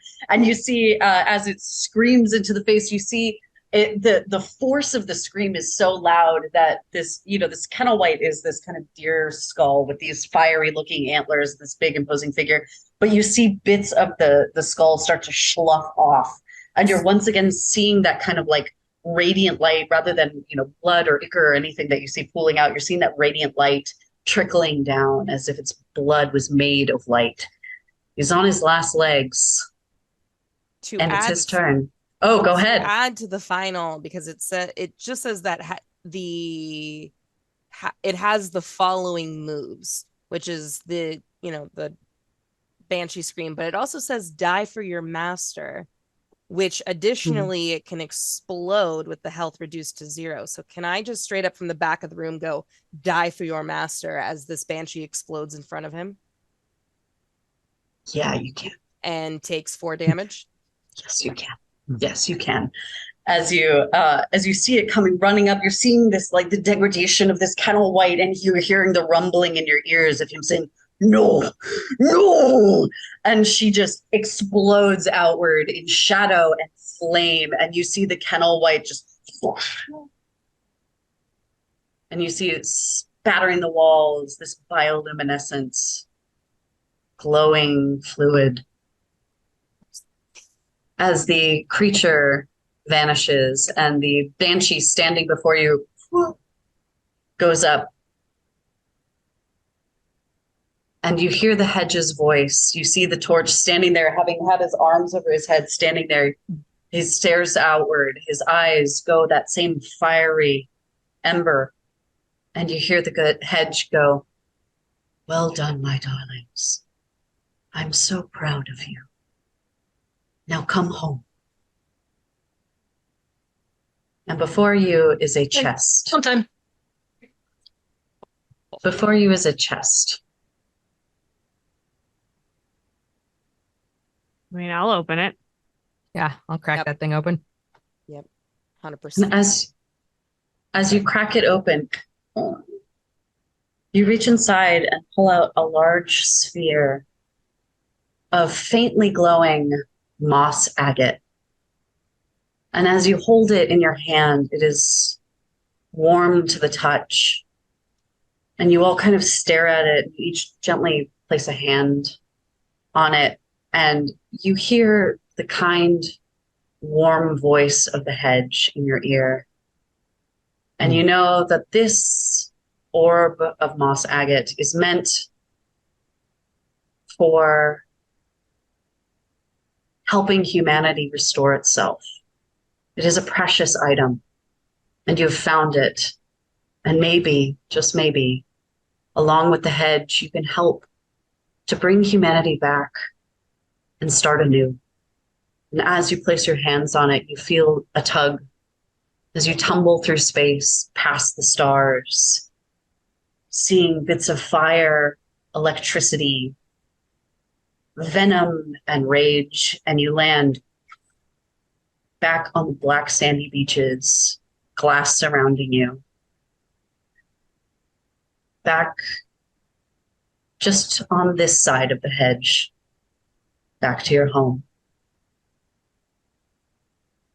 And that's where we'll leave it. Yay! We did it. Incredible.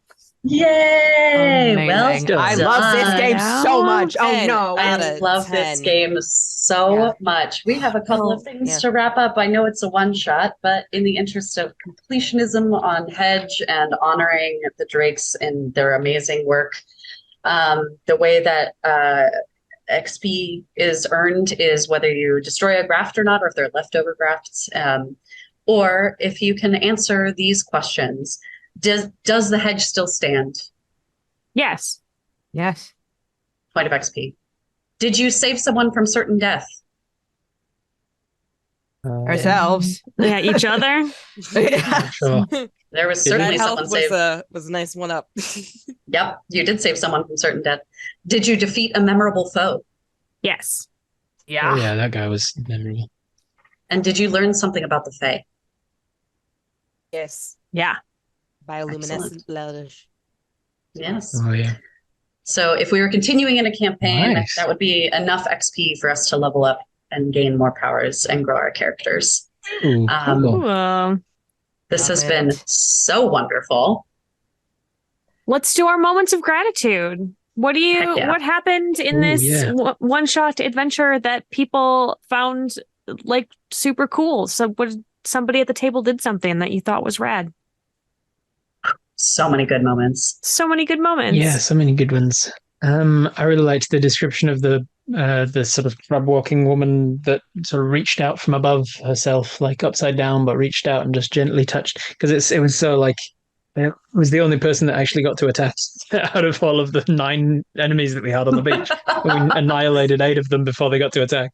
So she the way that she reached out, I was just expecting this like scrabbly, clawing kind of going for your throat, tearing your throat out kind of attack, but instead it was just this light, ominous touch to the bioluminescent, and it made me go, "Oh God, this could be anything. I don't know what this Ooh. is going to do." I don't like it. Whatever the effect is coming, I don't want it, but it's going to happen. And I love that description. Thank you. Yeah, that was very cool.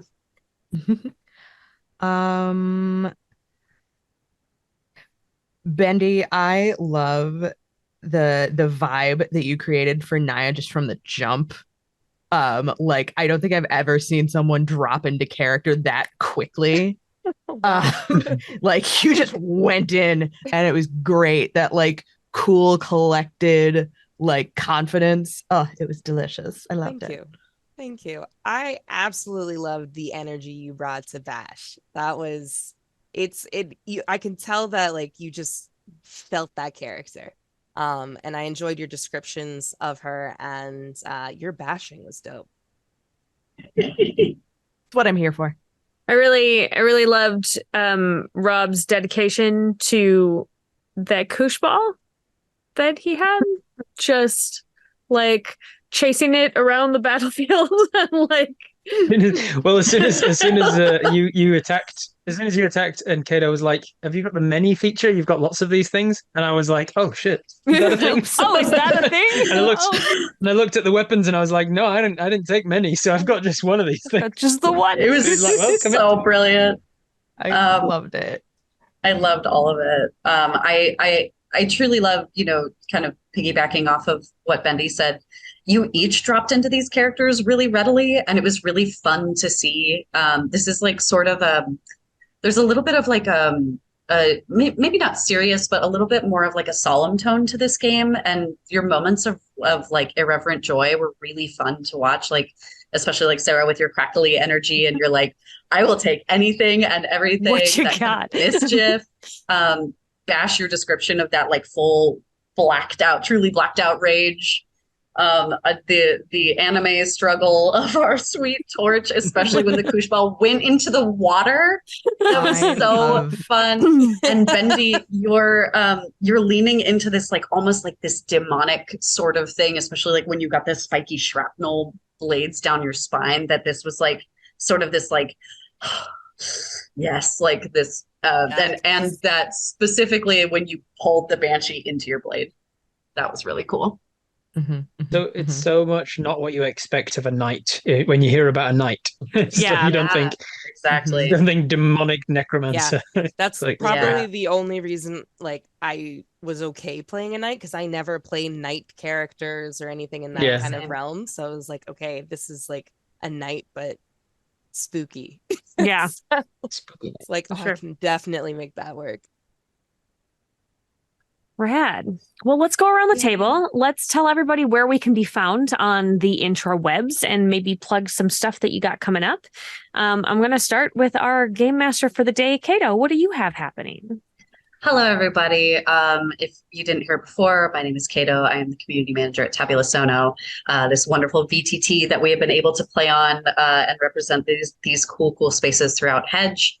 I will be at Gen Con with Tabula Sono, which will be super, super exciting. So do come say hi. I think almost everybody on this call might be at Gen Con as well. Not a PTO, I can't. Oh no! Oh, I hate it.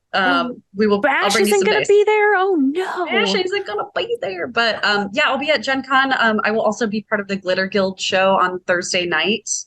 Thursday night or Friday night? Can't remember. Glitter Guild. It'll be great. So yeah, I will be all over the con, and you can come say hi to me, and I'll be cosplaying a lot, and it'll be super great. And this whole game was put together graciously by Sarah's Table and Gen Con TV, so we could do sort of this like cross collaboration in advance of Gen Con. So we're excited about it. And then we're stealing them at Gen Con to come and play in the Actoroki RPG session as well on Thursday morning. Come do that. All right. Well, Tutu, where can we find you? Well, as previously said, folks, I'm Laura or Tutu or Laura Tutu. You can find me on most spots of the interwebs, including the Infernal Bird app, provided it hasn't crashed and died yet, as Laura_Tutu. That is where I am the funniest. At least I think so. Yeah, I agree. Fully agree. Yeah. And when I am not posting my own nonsense, I post nonsense for the folks over at Queen's Court Games. where I also hang out in our Vampire the Masquerade Chronicle called the All Night Society, our award-winning Vampire the Masquerade Chronicle called the All Night Society.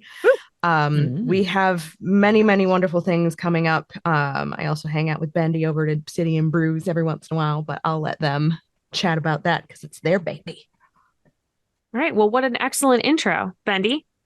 Hello, I'm Bendy, and hey, OB ain't my baby. OB is all of our baby. I don't know. I tried to do that. Anyway, I'm Bendy Mitchell, and you can find me on Twitter before it goes under as Bendy Dinosaurs. You can find me on Instagram as Bendy Mitchell and Obsidian Brews everywhere. OB is a tabletop experience from a Black perspective.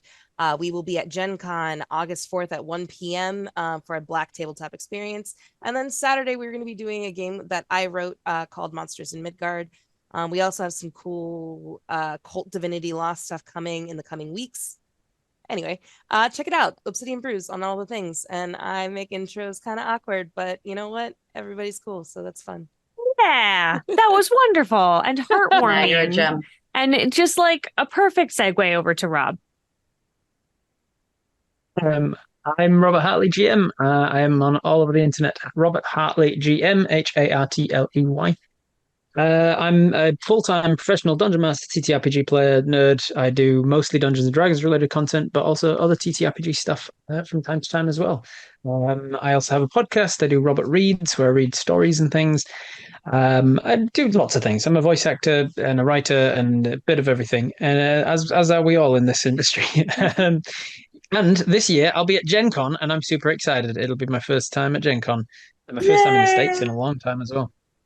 So not looking forward to the sudden temperature change from New Zealand winter to Indianapolis summer. Good luck. Buckle up, baby. Enjoy the It's gonna soup. be hot. Enjoy the soup. It's soup. I have been told it is soup. they were like, I "Hey, thought New you'll York was be bad. a melted puddle." Yeah. Soup. Yeah. So yeah, I'll be there. I'm excited for being there. I'll be working with Sarah some more while I'm there, doing some things. I don't know the times for anything, but look it up. He's going to be on Sarah's Table Live at 10 a.m. on Sunday morning. Excellent. I'm also doing a Pathfinder game while I'm there as well with the Careful Cantrip crew and Devil's a Gamer. It's called Kicking and Screaming as we get dragged kicking and screaming into Pathfinder instead of D&D. Oh my gosh. Perfect. Say hi to Dag. It's going to be great. We got to play It's with gonna Dag be on our good. Crit Awards crossover, which was really fun. He's great. Oh, nice. Yeah. I'm looking forward to the Crit Awards and stuff as well because I know so many people who are nominated for various different things in it. So you can find including me, Laura Hartley GM. Tutu, Also... including Laura Tutu, nominated. Woo, woo, woo, woo. You can find me as the GM for a comedy group called Viva la Dirt League as well on YouTube. Every time you say that, my brain goes to a show that used to be on MTV, and it's a cool name, but it's like, oh man, I haven't heard Viva la anything in a long time. Nostalgia. So that's that drew me in. I was like, I have to Viva la Nostalgia. Viva la That's Nostalgia. Yeah. Awesome. Hi, I'm Sarah Moore. You can find me on Facebook at Actor Sarah Moore and everywhere else on the internet at Pixies and Pins. You can go to my website, pixiesandpins.com, and you can find me here every Friday night on Gen Con TV, on Twitch TV/Gen Con TV at 5 p.m. Pacific. Next week, because of how time works here on this show, we're going to be at Gen Con, so I will be live. And then following that, we are going to be finishing up our four episode arc of Sleepaway by Jay Dragon, where we find out if all of our camp counselors survive the horrible cryptid that's trying to eat us. Oh, sorry. I just was hungry. Yeah, that's fair. That's fair.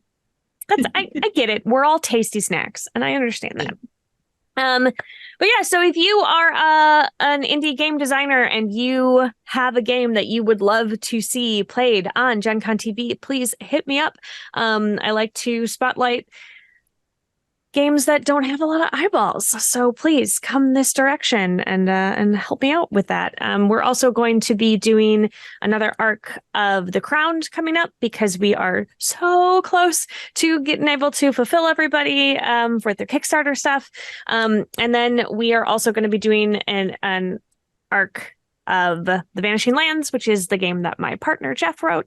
And it is going to be ready for publication by the end of this year. We are just waiting on art. It's a family affair because my 17-year-old is doing all of the art for the book. So we are getting it going. So everybody throw money at us so we can throw money at him. Big thumbs up. So I'm gonna go around and do some thank yous. Thank you so much to everybody who hopped onto this call so that we could play this game. Thank you to Kato for guest jamming, which just doesn't ever happen here. So very super special. Thank you so much. Thank you to Tabula Sono for helping us out and showing us this fabulous system, and to Ray, who has been hiding in the shadows of this call, never showing thy face. But helping us with the Tabula Sono stuff. Thank you to Marcus Mays, who is our tech over at Gen Con TV, keeps us running smoothly. Thank you to my partner Jeff, who has edited this together so that everybody looks like we know what we're doing and we're all looking in the right direction. We love you. Thank you to Gen Con and to Peter Atkinson for giving me this platform and for letting me just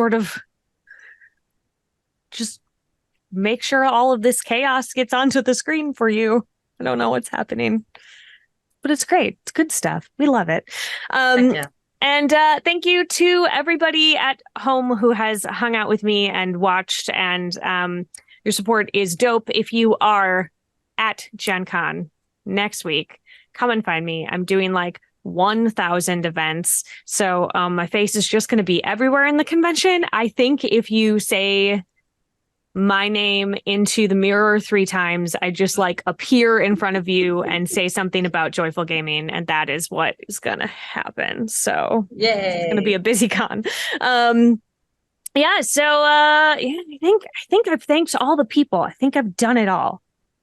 If I forgot you, I'm so sorry. It's not you. It's because thank you my for your brain. Contribution. Thank you for your to contribution. everybody. That's for everyone. From back viewers home. like you. Thank you. Thank you. I am a little Bless PBS, you. and I embrace that as No, a it's person. great. That's There's important. nothing wrong with it. That's important. Yeah, It's so beautiful. It's I so always say that heartwarming. I would much rather be I want to hang out with people who want to be on Sesame Street and NPR. That is their That's legit. Because That's a vibe. because I'm That's a vibe. 1,000 years Good vibe. old and I love it.